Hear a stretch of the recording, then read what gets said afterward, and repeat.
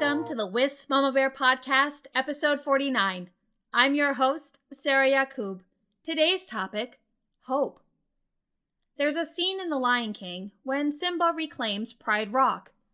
Scar had let the hyenas run the balance of life into the ground, and things were dark, desolate.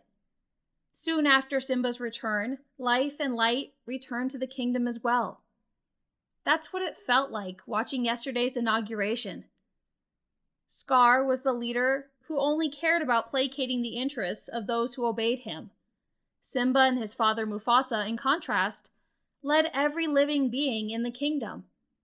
After 4 long years of a president who unapologetically made no effort to actually serve or unify the entire country, hearing President Biden speak to being a president for everyone, someone who is willing to fight just as hard for those who did not support him as those who did, was such a breath of fresh air. President Biden spoke powerfully in his address to the nation as our president. He spoke to the historic moment of crisis and challenge facing us now as Americans. He spoke to unity as the path forward, stating that we as a nation have never failed where we have acted together. President Biden called for us to really listen and to see one another. He called on us to reject the culture where facts are manipulated and manufactured. We spoke earlier this week about comments from the mayor of Hudson, Wisconsin on Martin Luther King Day. Those speaking in defense of the mayor's comments claim that the calls from the mayor of Hudson are just like the calls from President Joe Biden. Simply put, they are not, and nothing could be further from the truth. Why? Because context is everything. Calls for silence in the face of injustice or corrosive extremism, where those in charge address neither, just perpetuate both to the detriment of those who are called upon to say nothing. The mayor of Hudson literally pressured people to not speak up, to not call out the actions of others, as a politician who has demonstrated absolutely no interest or inclination to lead the community through the hard conversations needed to move past that which continues to hurt us as a community. Hudson's mayor literally used Martin Luther King Day to pressure the public to not call out the actions of others, where he himself has demonstrated no interest in holding anyone accountable for the corrosive extremism, white supremacy, and our corruption among local politicians. In fact, he not only supports them, he fundraises with them. President Biden could not be more different. He took the violent mob attack on our Capitol and its associated extremism head on.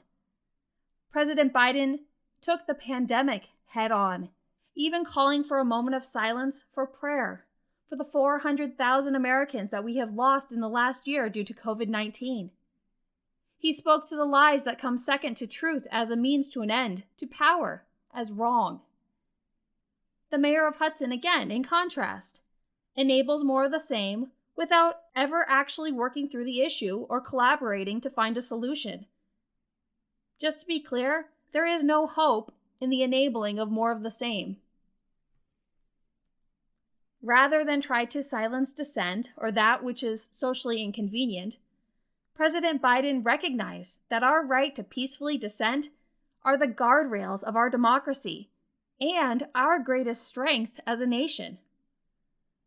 President Biden spoke with grace and with an inherent humility that I've so sorely missed in leadership. He described the reality that is, we don't actually know what life will throw our way.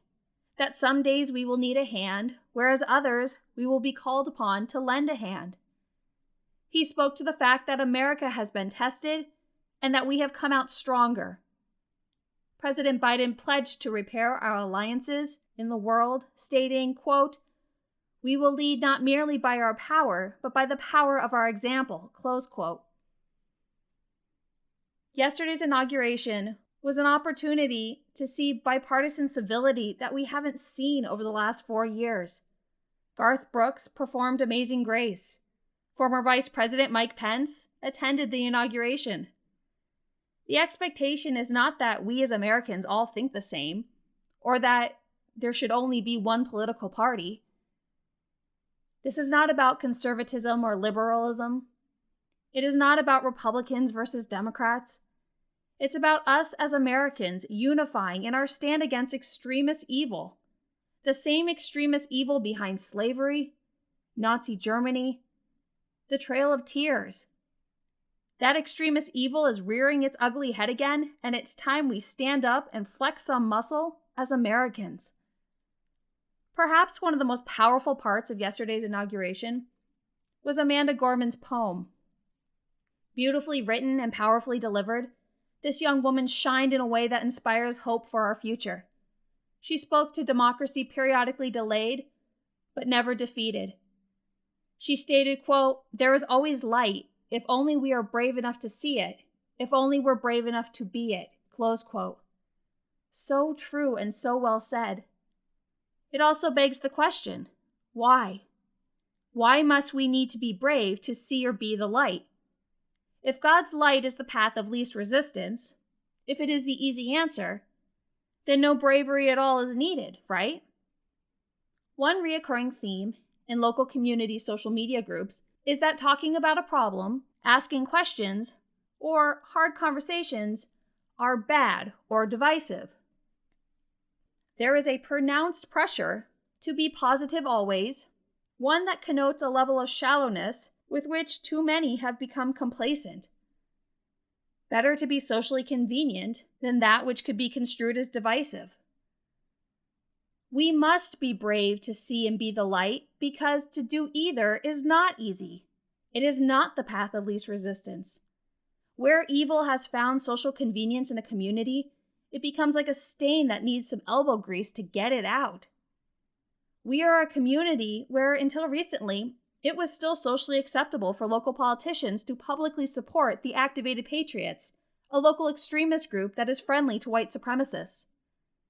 We had one local realtor who at one point enjoyed the money and social capital of success while actively posting social media posts comparing former First Lady Michelle Obama to a primate.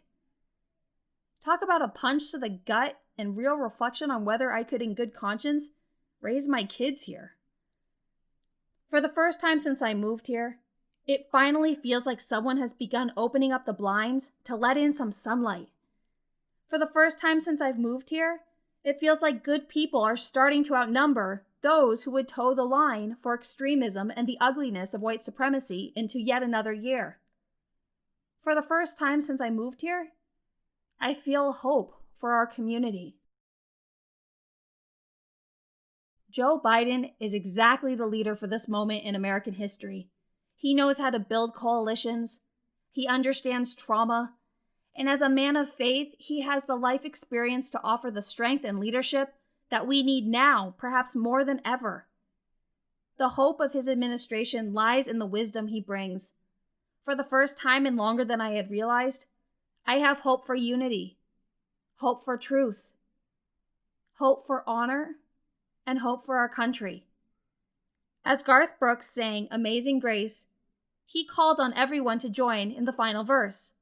Not just those in attendance, but everyone watching from home or at work across the nation.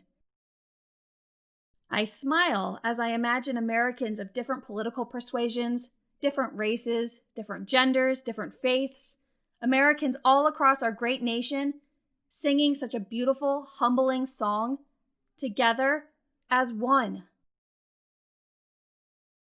Episode 50 and Friday, tomorrow. See you there.